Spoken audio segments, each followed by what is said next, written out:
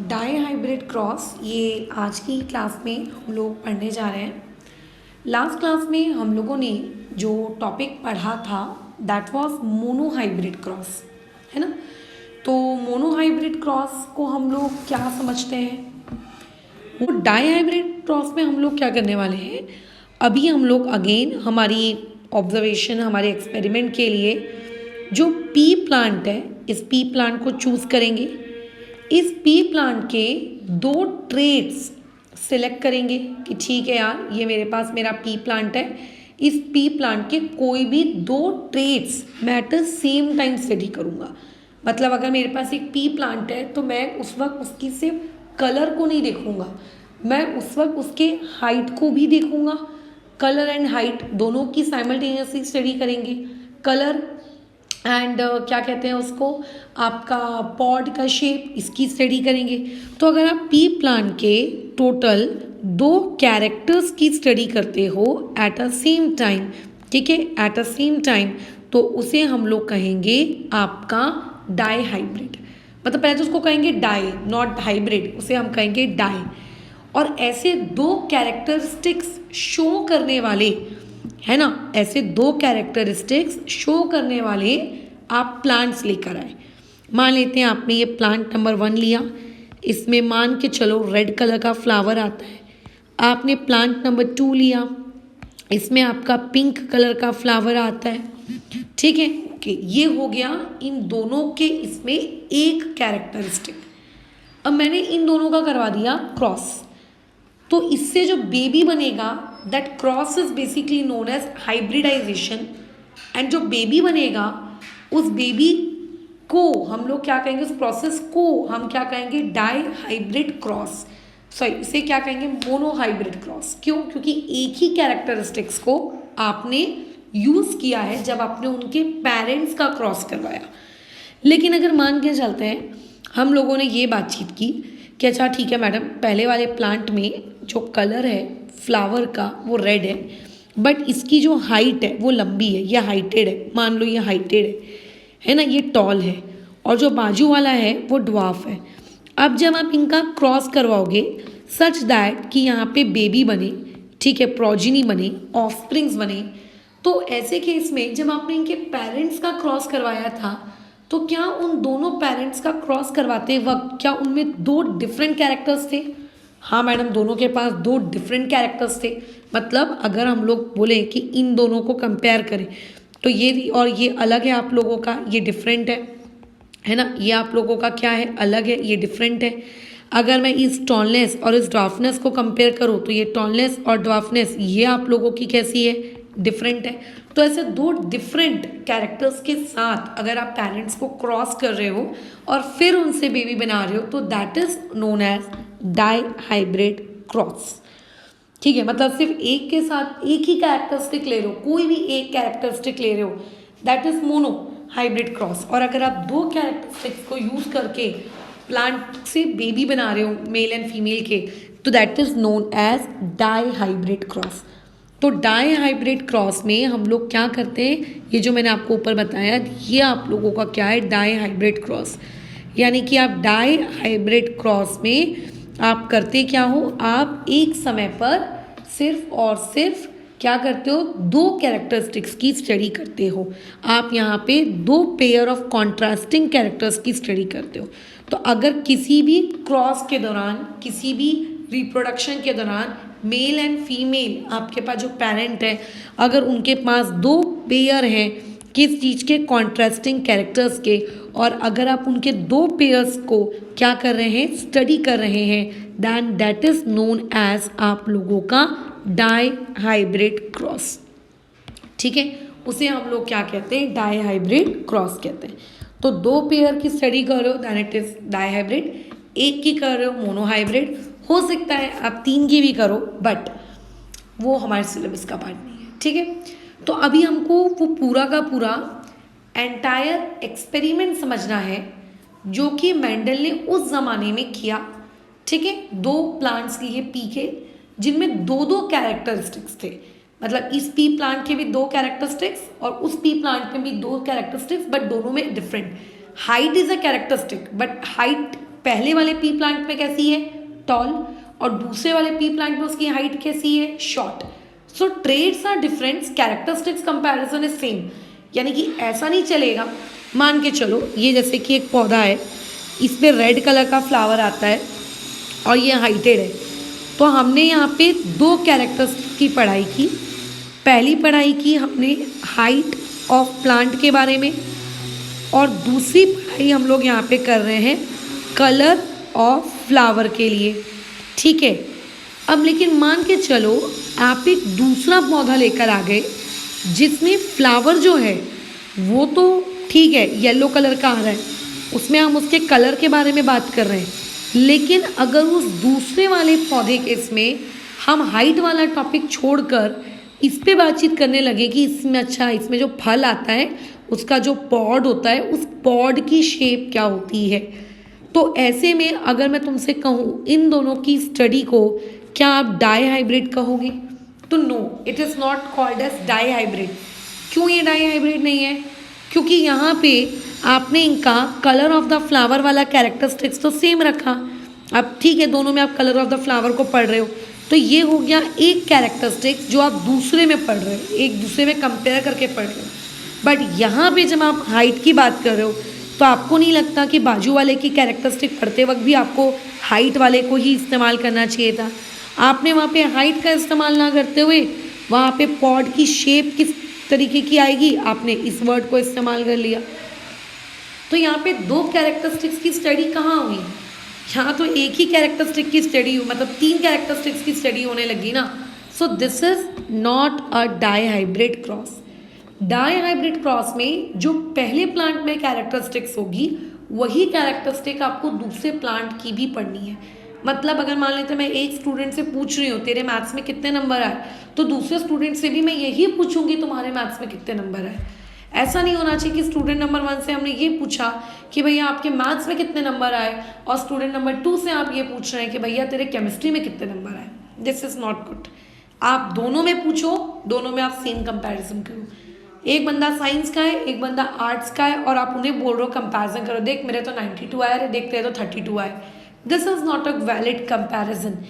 ठीक है. तो कंपैरिजन आप कब करोगे, जब दोनों प्लांट्स में सेम कैरेक्टर्स लेना है.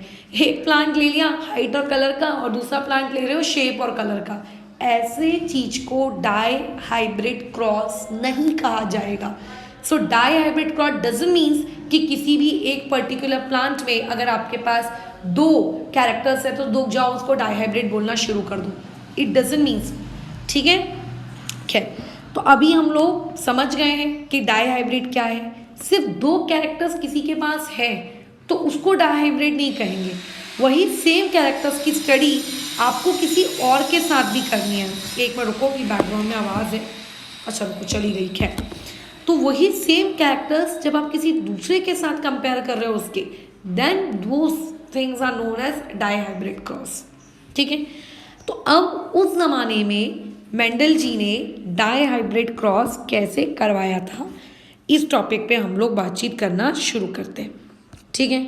आसान है बहुत ही, आपको बस थोड़ा सा अपना दिमाग का इस्तेमाल करना है और दिमाग का इस्तेमाल करके चीज़ों को आपको देखना है. बहुत ही आसानी से ये चीज़ें क्या होंगी पता चल जाएगी. मैंने कॉम्बिनेशन सेट किया. मैंने कहा कि मैं colour of the flower and height of the plant, इसको लेकर मैं मेंडल का एक्सपेरिमेंट परफॉर्म करूँगी. ठीक है. मेरे सर्टेन रिजल्ट्स आए. तुमने बोला मैडम हम भी एक्सपेरिमेंट करेंगे, लेकिन हम लोग height of the plant and shape of the seed इसको कंसिडर करके एक्सपेरिमेंट करेंगे. तुमने भी एक्सपेरिमेंट किया, तुम्हारे भी रिजल्ट आए. फिर हमने देखा अरे तुम्हारे भी रिजल्ट वही है, मेरे भी रिजल्ट वही है. ऐसा कैसे? तुमने तो अलग कैरेक्टरिस्टिक लिया था, मैंने तो अलग कैरेक्टरिस्टिक्स का कॉम्बिनेशन लिया, बट रिजल्ट कैसा आ रहा है? रिजल्ट हम लोगों का सेम आ रहा है. रिजल्ट कैसा आ रहा है? रिजल्ट हम लोगों का कैसा आ रहा है? सेम आ रहा है. तो आप कोई भी कैरेक्टरिस्टिक्स लो, उससे फ़र्क नहीं पड़ता आपका, लेकिन जो फाइनल रिजल्ट आएगा वो रिजल्ट आपका क्या रहेगा? सेम रहेगा. डन. ठीक है. तो अभी मेरे को प्लांट्स को चूज़ करना है. तो मैंने मान लेते हैं पेरेंट नंबर 1 चूज़ किया एक ऐसा पी प्लांट जिस पर्टिकुलर पी प्लांट के अंदर आपकी जो क्या कहते हैं बीजे हैं, वो बीजे आते हैं आप लोगों के कैसे, राउंड राउंड। मतलब मैं क्या ले रही हूँ, मैं शेप ऑफ सीड ले रही हूँ। क्या ले रही हूँ मैं, शेप ऑफ सीड। इसको मैं अपनी एक कैरेक्टरिस्टिक ले रही हूँ। तुम देखना यूजुअली तुम्हें बुक्स में हाइट हाइट हाइट मिलती है ज़्यादातर, तो मैंने उसमें देखा है कि कई बार स्टूडेंट कंफ्यूज जाता है कि किसी दूसरी कैरेक्टरिस्टिक्स को लेने से क्या मेरा आंसर आएगा कि नहीं आएगा। इसीलिए इस बार हम लोग क्या ले रहे हैं, शेप ऑफ सीड ले रहे हैं। मैं मान के चल रही हूँ कि मेरे पास जो मेरा पी प्लांट है उसकी शेप ऑफ सीड के बारे में हम पढ़ेंगे। तो देखो, मटर के दानों में दो प्रकार की शेप होती है उनके दानों की। मैंने आपको पूरा का पूरा वो 7 कैरेक्टरिस्टिक्स वाला याद करो टेबल दिया था, जिसमें कौन डोमिनेंट है कौन रिसेसिव है ये आपको याद रखना पड़ता था। तो जो पी प्लांट में जो सीड होता है उसकी जो शेप होती है वो शेप आपकी कैसी हो सकती है, राउंड, गोल। तो अगर आपकी जो शेप है अगर वो राउंड है, ठीक है, ये एक पॉसिबिलिटी हो सकती है। और दूसरी, आपका जो सीड है उसकी शेप कैसी हो सकती है, रिंकल्ड हो सकती है, मुरझाया हुआ सा हो सकता है, ये एक पॉसिबिलिटी है। राउंड मतलब एकदम मस्त हट्टा कट्टा मोटा ताज़ा, और रिंकल्ड मतलब आपका ये देखो ये ऐसा ऐसा, ये एकदम सूखा साखा, ठीक है। तो जो आपका राउंड होता है उसको हम लोग इंडिकेट करते हैं कैपिटल आर सिंबल से, और जो रिंकल्ड होता है उसको इंडिकेट करते हैं स्मॉल आर वाले सिंबल से, ठीक है, बराबर, ओके। और जो राउंड होता है उस राउंड वाले में आपको ये बात याद रखनी है कि ये वाला कैरेक्टरिस्टिक राउंड ये डोमिनेंट है, ठीक है। वो जो पूरा का पूरा आपको मैंने चार्ट बताया था ना, याद करो 7 कैरेक्टरिस्टिक्स वाला, हाँ उसमें ये लिखवाया था कि राउंड वाला डोमिनेंट होता है। और ये जो स्मॉल आर है ये बेसिकली आप लोगों का कैसा है, ये एक रेसेसिव कैरेक्टर है। ये कैसा कैरेक्टर है, एक रेसेसिव कैरेक्टर है, ओके। अब हमने बात कर ली शेप ऑफ सीड के बारे में। ये हो गया एक कैरेक्टर जो मैं parent number 1 and parent number 2 दोनों में कंपेयर कर रही हूँ। बट आज की क्लास में तो हम लोग डाई हाइब्रिड पढ़ रहे हैं, तो डाई हाइब्रिड में तो मैडम आपको एक सेकेंड कैरेक्टर भी लाना पड़ेगा। तो सेकेंड कैरेक्टर में लेकर आना चाह रही हूँ कलर ऑफ द सीड। मेरे पास जो सीड है उस सीड का कलर। अब देखो, पी प्लांट का जो सीड होता है उसके इसमें टोटल 2 कलर्स ऑप्शन अवेलेबल होते हैं हमारे पास। पहला कलर ऑप्शन हमारे पास अवेलेबल होता है कि सीड आपका येलो कलर का दिखे, और दूसरा कलर ऑप्शन हमारे पास ये अवेलेबल होता है कि सीड आप लोगों का ग्रीन कलर का दिखे। अब उसमें मैं तुमको बता दूं कि येलो कलर का सीड एक डोमिनेंट कैरेक्टर है, ठीक है, और जो ग्रीन कलर का सीड है ये कैसा है, ये एक रेसेसिव कैरेक्टर है। आपको वही प्रवचन रिपीट करूंगी, आपको याद होने चाहिए वो पी प्लांट के सारे सातों के सातों कैरेक्टरिस्टिक्स। तो हम लोग यहाँ पे जो हमारा ये डोमिनेंट कैरेक्टरिस्टिक्स है येलो कलर, डोमिनेंट को हमेशा कैपिटल सिंबल से इंडिकेट करते हैं, तो यहाँ पे आएगा कैपिटल वाई। और बाजू वाले में क्योंकि उसका ग्रीन कलर है और वो एक रेसेसिव कैरेक्टर है तो वहाँ पे आएगा स्मॉल वाई, ये इस तरीके का, ठीक है, ये ऐसे हो जाएगा। सो इन दिस वे हम लोगों ने 2 पेरेंट्स को चूज किया। उन 2 पेरेंट्स में क्या हम उनके सेम कैरेक्टरिस्टिक्स की पढ़ाई कर रहे हैं, right. Shape of the seed is a character. अब वो राउंड होगा कि रिंकल्ड होगा, round and wrinkle are the traits. Colour of the seed is a character. अब वो सीड आपका येलो होगा कि ग्रीन होगा, that yellow and green are the recessive part, वो sorry that are the traits. अच्छा, अब मतलब मेरे पास जो पेरेंट नंबर 1 है, पेरेंट नंबर 1 की जो सीड है वो राउंड है और उसका जो कलर है वो येलो है। इसका मतलब मेरा जो पेरेंट नंबर 1 है, मैं पेरेंट नंबर 1 के गैमेट्स को कैपिटल आर कैपिटल वाई लिख सकती हूँ। मैडम आपने आर पहले क्यों लिखा, वाई क्यों पहले नहीं लिखा, तुम्हारी मर्जी यार, जिसको लिखना है पहले लिख दो। बट यही सेम पैटर्न हम लोग बाजू वाले में भी चलाएंगे। वो जो पेरेंट है उसकी सीड रिंकल्ड है और वो ग्रीन कलर की है, तो उसके गैमेट्स कैसे होंगे, small r y and y. अब मैंडल ने क्या किया, वो मैंडल जी को लगा कि यार चलो अभी बातचीत तो बहुत हो गई, अब एक्सपेरिमेंट किया जाए। तो एक्सपेरिमेंट के दौरान उन्होंने क्या किया, he did cross of P1 and P2। उन्होंने parent number 1 and parent number 2 का क्रॉस किया। क्रॉस का मतलब होता है उनके आपस के बीच में रिप्रोडक्शन वाली प्रोसेस को उन्होंने शुरू करवाया। ठीक है, बेबीज बनाएंगे, ऐसा मेंडल जी को लगा कि क्या बनाएंगे हम, बेबीज बनाएंगे। ओके, तो he did cross of P1 and P2 and produces F1 generation. Last class में मैंने आपको F1 जनरेशन का मतलब समझाया था। एक बार चलिए फिर से समझा देते हैं कि F1 जनरेशन का मीनिंग क्या है। F1 जनरेशन का मतलब होता है कि दोनों पेरेंट्स को क्रॉस करके जो बच्चा मिला। अब जैसे मान लेते हैं दो पेरेंट्स हैं A एंड B, उनको क्रॉस करके एक बच्चा मिला राम, तो that Ram is known as F1 generation. फिर जब राम की शादी होगी और राम का खुद का बच्चा कुछ कोई होगा, ठीक है, दैट उसका राम का बच्चा will be known as F2 generation. ठीक है, तो जब हमने parent P1 and parent P2 इन दोनों को क्रॉस किया तो जो बेबी है वो बेबी क्या होगा, वो बेबी होगा F1 जनरेशन। अच्छा, तो मेंडल ने बोला कि F1 जनरेशन के अंदर किसके गैमेट्स होंगे, क्योंकि कभी ऐसा नहीं होता कि पेरेंट 1 के सारे 100% गैमेट्स बच्चे के अंदर आ गए और पेरेंट नंबर 2 का कुछ भी नहीं आया, ऐसा नहीं होता।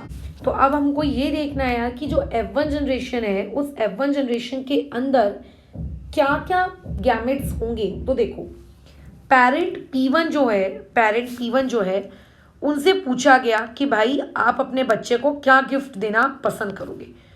तो पेरेंट P1 कहता है कि मेरे पास तो यार कैपिटल RR है, इसका मतलब मैं कैपिटल R दे सकता हूँ, और कैपिटल YY है यानी कि मैं Y दे सकता हूँ, कैपिटल Y। फिर यही सेम सवाल पूछा गया पेरेंट नंबर 2 से। तो पेरेंट नंबर 2 ने कहा कि मैं अपने बच्चे को स्मॉल r भी दे सकता हूँ और स्मॉल y भी दे सकता हूँ। तो इसका मतलब जब इन दोनों का आपस में क्रॉस होगा और इन दोनों के क्रॉस से मान के चलते हैं जो बेबी बनेगा, जो F1 जनरेशन बाहर निकल के आएगी, उस पर्टिकुलर F1 जनरेशन के पास पेरेंट नंबर 1 के भी गिफ्ट्स होंगे, यानी कि उसके बाद पेरेंट नंबर 1 से आया हुआ कैपिटल R भी होगा, पेरेंट नंबर 2 से आया हुआ स्मॉल r भी होगा, पेरेंट नंबर 1 से आया हुआ कैपिटल Y भी होगा, पेरेंट नंबर 2 से आया हुआ स्मॉल y भी होगा। ठीक है, इसका मतलब जब हम लोगों ने कैपिटल RR और कैपिटल YY वाले पेरेंट को क्रॉस किया स्मॉल RR और स्मॉल YY वाले अनदर पेरेंट से, तो जो बेबी प्रोड्यूस हुआ उसके अंदर चारों चीजें हैं, कैपिटल R भी है, सिंगल R भी है, कैपिटल Y भी है, स्मॉल y भी है। ओके, तो हम सब खुश, कह रहे वाह मैडम ये तो बहुत अच्छी बात है, आपका F1 जनरेशन प्रोड्यूस हो गया। लेकिन मेंडल जी खुश नहीं थे। क्यों? मेंडल जी को किस बात का दुख था? तो मेंडल जी के दिमाग में अगेन बैठे बैठे ख्याल आया, उन्होंने ये capital R small r capital Y small y वाला एक प्लांट किया। मतलब उन्होंने बेसिकली F1 जनरेशन में 2 बच्चे हुए, मान लेते हैं किसी व्यक्ति को 2 बच्चे हुए, वैसे ही पी प्लांट को बहुत सारे पी प्लांट्स के साथ उन्होंने एक्सपेरिमेंट किया था। तो F1 जनरेशन में उनको बहुत सारे पी प्लांट मिले होंगे, तो उन्होंने बेसिकली किया क्या, he choose to plants from F1 generation, ठीक है, फॉर देयर क्रॉस। ठीक है, मतलब उन्होंने F1 जनरेशन के ही दोनों के दोनों प्लांट्स ले लिए, किस चीज के लिए, फॉर क्रॉस करने के लिए उन्होंने F1 जनरेशन के दोनों प्लांट्स क्या किए, ले लिए। मतलब वो अब जो 2 प्लांट्स ले रहे हैं उनमें जो पहला प्लांट है वो F1 जनरेशन का ही है, और उस पहले प्लांट के अंदर capital R small r capital Y small y के कैरेक्टरिस्टिक्स हैं, और वो जो दूसरा प्लांट ले रहे हैं उस दूसरे प्लांट के अंदर उनके पास यही सेम कैरेक्टरिस्टिक्स उसके भी अंदर है। जैसे स्टार्टिंग में हमने 2 लिए थे जिनके अंदर 2 अलग अलग थे, शुरुआत तो हमने 2 अलग वालों से ही की थी ना, एक के पास कैपिटल R कैपिटल Y, दूसरे के पास स्मॉल r स्मॉल y। लेकिन अब जब F2 जनरेशन की बारी आई तो उन्होंने F1 जनरेशन से ही बोला कि चलो ठीक है F1 जनरेशन वालों, तुम्ही को मैं इस काम के लिए चूज कर लेता हूँ, आ जाओ मेरे पास। तो उन्होंने 2 F1 जनरेशन के प्लांट्स ले लिए। अब वो ही चाहते थे कि इन दोनों प्लांट्स का क्रॉस हो और क्रॉस के बाद बेबी बने, राइट। जो बेबी अब बनेंगे that particular babies are now known as F2 generation, उन्हें कहेंगे F2 generation. But Mendel was very confused कि F2 जनरेशन का जो बेबी बनेगा उस पर्टिकुलर बेबी के पास कौन कौन से गैमेट्स पॉसिबल हो सकते हैं, ठीक है, कौन कौन से गैमेट्स पॉसिबल हो सकते हैं। तो तुम मुझे बोलोगे कि मैडम यहाँ पे तो बहुत सारे हो सकते हैं, जैसे कि देखो, जब पेरेंट के पास मौका था कैपिटल आर में से कुछ देने का, तो पेरेंट ने क्या किया, कैपिटल आर पकड़ा दिया। जैसे मान लेते तुम्हारे घर में कोई मिठाइयाँ आई, लेट से एक बेसन का लड्डू आया और एक काजू कतली आई, तो तुम्हारी पास चॉइस है, तुम्हारी मम्मी को तुम्हें कोई एक मिठाई देनी है, दो नहीं देनी, तो वो हो सकता है तुम्हें बेसन का लड्डू दे दे, हो सकता है काजू कतली दे दे। लेकिन मान लो घर में एक ही मिठाई है, लड्डू, तो ऑब्वियस लड्डू ही मिलेगा और तो दूसरा कोई ऑप्शन ही नहीं है। फिर तो ऐसे केस में जब ऊपर F1 जनरेशन का काम चल रहा था, तब पेरेंट वन के पास कैपिटल आर दो थे, तो अगर पेरेंट कुछ देता भी तो कैपिटल आर के अलावा कुछ और तो वो दे नहीं सकता, कैपिटल आर ही देता भाई, उसने वही उठा के दे दिया। बट अब आपका जो पेरेंट है F2 जनरेशन में, इस पेरेंट के पास कैपिटल आर और स्मॉल आर दोनों है। हो सकता है पेरेंट कैपिटल आर दे, हो सकता है पेरेंट स्मॉल आर दे, हो सकता है बाजू वाला पेरेंट भी कैपिटल आर दे। मान लेते हैं दोनों पेरेंट ने कैपिटल आर दे दिया। हो सकता है पहले वाले ने कैपिटल आर दिया, बाजू वाले ने स्मॉल आर दिया, या ये भी हो सकता है पहले वाले ने स्मॉल आर दिया, बाजू वाले ने कैपिटल आर दिया है। कितने सारे कॉम्बिनेशन हो सकते हैं। मेंडल वॉज वेरी कंफ्यूज, अरे बाप रे, इतने सारे कॉम्बिनेशन को मैं कैसे बनाऊं। सो ही यूज मैथमेटिक्स। उन्होंने एक प्यूनेट स्क्वायर बनाया जिससे उनसे गड़बड़ी भी नहीं होगी और उनका रिजल्ट एकदम परफेक्ट आएगा। कैसे, क्या मैडम, देखो क्या क्या कॉम्बिनेशन हो सकते हैं। मतलब आपका जो पेरेंट नंबर 1 है, पेरेंट नंबर 1 क्या क्या कर सकता है। आपने कहा कि madam parent number 1 capital r और स्मॉल आर में से कैपिटल आर देगा, मान के चलो, और कैपिटल वाई और स्मॉल वाई में से कैपिटल वाई देगा। ये एक कॉम्बिनेशन हो गया। पेरेंट नंबर 1 हो सकता है कैपिटल आर दे लेकिन वाई छोटा वाला दे दे, या ये भी हो सकता है पेरेंट नंबर 1 आर छोटा वाला दे और वाई कैपिटल वाला दे दे, और या फिर ये भी हो सकता है कि पेरेंट नंबर 1 आर आप लोगों को छोटा वाला दे और वाई भी छोटा वाला दे। इसके अलावा, इन चार चीज़ों के अलावा पेरेंट नंबर 1 और कुछ नहीं कर सकता। पेरेंट नंबर 1 दो ही चीज़ें कर सकता है, या तो कैपिटल आर दे, या तो वो क्या करे स्मॉल आर दे। बस कैपिटल आर और स्मॉल आर के अलावा तीसरी कोई चीज़ नहीं है जो वो देगा, कोई तीसरी कोई चीज़ नहीं है जो वो देगा, वो यही चार चीज़ कर सकता है। एंड क्योंकि पेरेंट नंबर 2 भी पेरेंट नंबर 1 के जैसा ही है। क्यों मैडम, दोनों सेम क्यों है? क्योंकि हमने उनको F1 जनरेशन से लाया है ना, तो F1 जनरेशन तो सेम ही होगी। तो पेरेंट नंबर 2 भी आपको कैपिटल आर कैपिटल वाई देगा, कैपिटल आर स्मॉल वाई देगा, small R capital why they सकता है, small R capital why they सकता है। इसका मतलब पेरेंट नंबर 1 के पास अपनी फ्यूचर जनरेशन को देने के लिए 4 पॉसिबिलिटीज़ हैं। चारों काम में से कुछ भी कर सकता है वो। पेरेंट नंबर 2 भी अपने आगे होने वाले बच्चों को 4 चीज़ें दे सकता है। अब पेरेंट नंबर 1 के भी कैरेक्टरिस्टिक्स बेबी में जाएंगे, पेरेंट नंबर 2 के कैरेक्टरिस्टिक्स भी बेबी में जाएंगे। तो इसी के लिए ये एक मैथमेटिकल फॉर्मेट बनाया गया जिसे हम लोग प्यूनेट स्क्वायर कहते हैं। इसमें ये वाला कैरेक्टरिस्टिक पेरेंट नंबर 1 ने दिया और ये वाला कैरेक्टरिस्टिक पेरेंट नंबर 2 ने दिया। तो इसका मतलब जो बेबी हुआ उसको कैपिटल आर कैपिटल वाई मिला। Done, okay. तो इसका मतलब मैं यहाँ पे लिख सकती हूँ कि अब जो बेबी होगा उसको मिलेगा कैपिटल आर कैपिटल वाई। क्यों मिलेगा? क्रॉस किया ना उन दोनों के बीच में। अच्छा, ऐसा भी तो एक केस हो सकता है कि पेरेंट नंबर 1 ने ये वाला कैरेक्टरिस्टिक दिया और पेरेंट नंबर 2 ने ये वाला कैरेक्टरिस्टिक दिया। तो ऐसे केस में जो बच्चा होगा उसे कैपिटल आर तो मिलेगा, लेकिन पेरेंट नंबर 2 की वजह से कैपिटल वाई मिलेगा और पेरेंट नंबर 1 की वजह से स्मॉल वाई मिलेगा। तो आपको बस ऐसे ही कॉम्बिनेशन बनाते जाने हैं और आगे बढ़ते जाना है। यहाँ क्या आएगा? Capital r capital Y small y. यहाँ पे क्या आएगा? यहाँ पे कैसे देखेंगे, ये वाले का कॉम्बिनेशन इस वाले के साथ, तो बोलो क्या आ जाएगा, कैपिटल आर, एक मिनट, ठीक है, क्या आ जाएगा, कैपिटल आर स्मॉल आर, फिर आप लोगों का क्या, फिर दोनों कैपिटल वाई, आखिरी में क्या आएगा, capital are small R capital Y small y.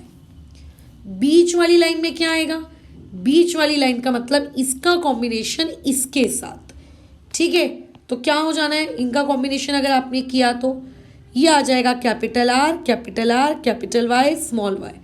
अब देखो इसमें फटाफट मैं सारे कॉम्बिनेशंस लिख देती हूँ, यानी कि इतने काउंट करो कितने हो गए, यहाँ पे टोटल आपके कितने कॉम्बिनेशंस हो गए, टोटल 16 कॉम्बिनेशंस। मतलब जो F1 जनरेशन होगी उस F1 जनरेशन का अगर क्रॉस किया जाए तो उससे जो F2 जनरेशन होगी वो F2 जनरेशन में 16 प्रकार के कॉम्बिनेशंस आ सकते हैं, ठीक है। कितने कॉम्बिनेशंस आ सकते हैं, 16 प्रकार के।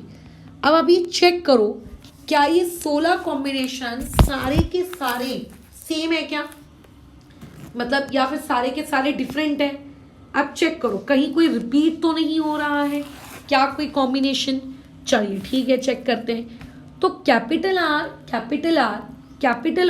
कैपिटल वाई ऐसा कोई भी कॉम्बिनेशन आपको दिख रहा है क्या, दिख रहा है कि ये वाला कॉम्बिनेशन और ये वाला कॉम्बिनेशन आप लोगों का एकदम सेम है, दोनों में कैपिटल आर है, दोनों में एक कैपिटल वाई है और दोनों में एक स्मॉल वाई है, तो ये दोनों तो सेम है।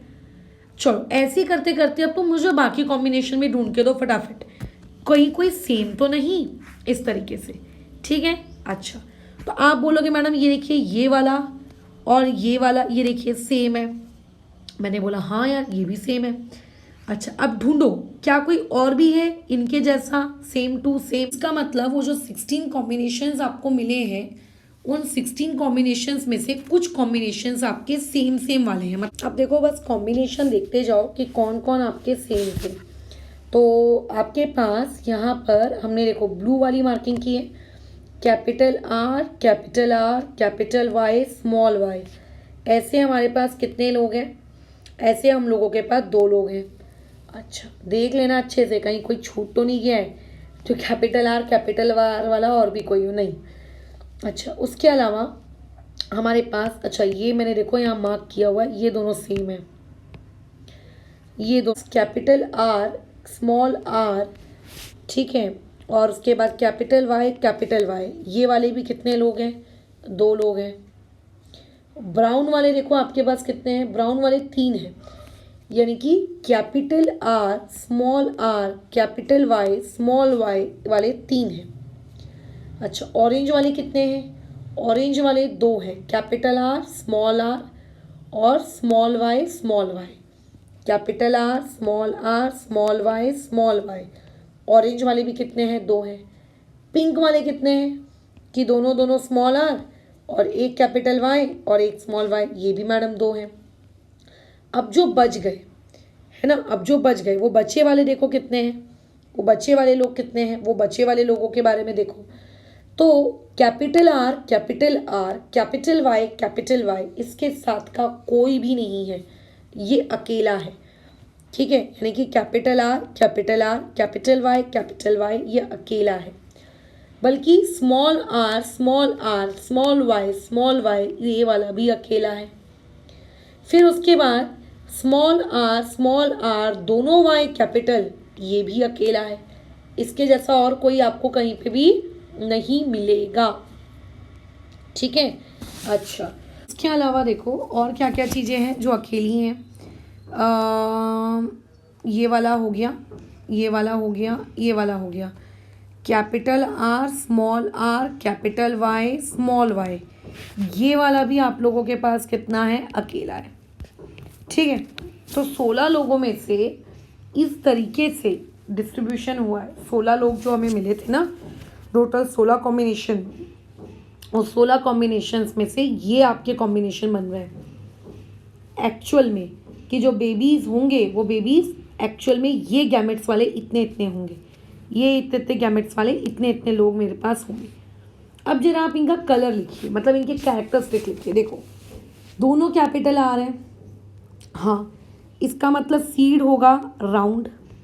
एक फिर एक कैपिटल वाई है, एक स्मॉल वाई है, तो इसका मतलब कैपिटल वाई तो डोमिनेंट है। अगर कैपिटल वाई डोमिनेंट है इसका मतलब सीड होगा राउंड एंड येलो। ऐसे दो लोग होंगे, capital are small r, round होगा कि नहीं होगा? बिल्कुल होगा, क्योंकि कैपिटल आर डोमिनेंट है, सीड तो राउंड होगा, और दोनों ही कैपिटल वाई हैं तो येलो भी होगा। अच्छा, कैपिटल आर स्मॉल आर, ये कितने हो गए? ये भी मैडम राउंड है। Capital Y small y, madam ये भी येलो है, मतलब ये भी राउंड एंड येलो होगा। कैपिटल आर स्मॉल आर, ये राउंड होगा, लेकिन अब क्योंकि दोनों स्मॉल वाई वाले हैं तो इसका मतलब अब आपका जो है क्या नाम है सीड, वो अब ग्रीन कलर का होगा। क्यों? क्योंकि हमने क्लास की स्टार्टिंग में ही बता दिया था कि ग्रीन कलर को हम स्मॉल वाई से इंडिकेट करेंगे। फिर क्या है आप लोगों के पास? स्मॉल आर, यानी कि आपका ये वाला सीड कैसा होगा? रिंकल्ड होगा। और कैपिटल वाई स्मॉल वाई यानी कि येलो होगा। तो रिंकल्ड और येलो ऐसे दो हैं। बाजू में capital r capital y capital r की वजह से राउंड हो गया, कैपिटल वाई की वजह से क्या हो गया? येलो हो गया। तो लो, राउंड एंड येलो वाला एक और मिल गया। ठीक है। अच्छा, स्मॉल आर यानी कि क्या होगा? सीड रिंकल्ड होगा। उसके बाद स्मॉल वाई यानी कि सीड क्या होगा आप लोगों का? ग्रीन कलर का होगा। ठीक है। अच्छा, कैपिटल आर ये आपका कैसा होगा? राउंड होगा। स्मॉल वाई यानी कि क्या होगा? येलो होगा। अच्छा, नॉट येलो, ग्रीन होगा। उसके ऊपर वाला रह गया स्मॉल आर यानी कि रिंकल्ड होगा। कैपिटल वाई यानी कि येलो होगा। कैपिटल आर की वजह से राउंड होगा। कैपिटल वाई स्मॉल वाई यानी कि क्या होगा? येलो होगा। तो अगर मैं लुक की बात करूं तो कितने प्रकार के लुक, देखो लुक मतलब कैसा वो दिखता है। ठीक है, लुक का मतलब है कैसा दिखता है, और बायोलॉजी की लैंग्वेज में कोई भी चीज़ कैसी दिखती है उस पर्टिकुलर चीज़ को हम लोग कहते हैं फिनोटाइप। ठीक है, बायोलॉजी की लैंग्वेज में कोई भी चीज़ कैसी दिखती है तो उसे हम लोग क्या कहते हैं? फिनोटाइप। अब इन 16 लोगों में मुझे देखकर बताओ कितने अलग अलग तरीके से दिखने वाले लोग आपके पास अवेलेबल हैं। तो आप बोलोगे कि मैडम मेरे पास जो 16 लोग हैं उन 16 लोगों में से अलग अलग दिखने वाले मेरे पास ये फलाना लोग हैं, ये देखो मैंने लिस्ट बनाई है। तो मैं उस पर्टिकुलर लिस्ट को देखने आ गई कि अच्छा दिखाओ तो सही तुम्हारा फिनोटाइप कैसा है क्या नहीं है। मैं आ गई वो लिस्ट तुम्हारे पास देखने।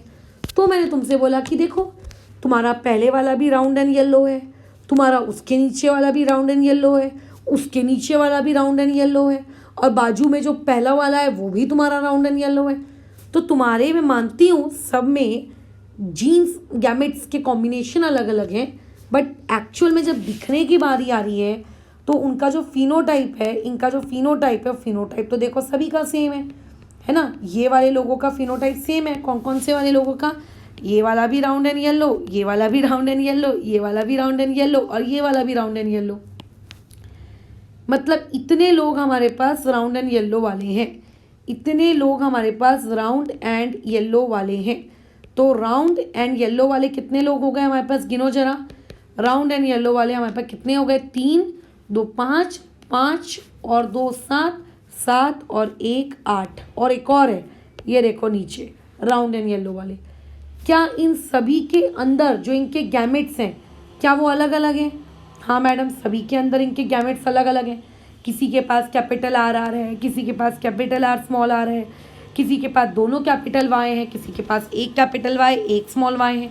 गैमेट्स अलग अलग हैं, बट जो ऑब्जर्वेशन है, फिजिकल अपीयरेंस है, वो इन सबकी फिजिकल अपीयरेंस कितनी है? Round and yellow. अच्छा, राउंड एंड येलो के अलावा क्या कोई और भी कॉम्बिनेशन अवेलेबल है क्या?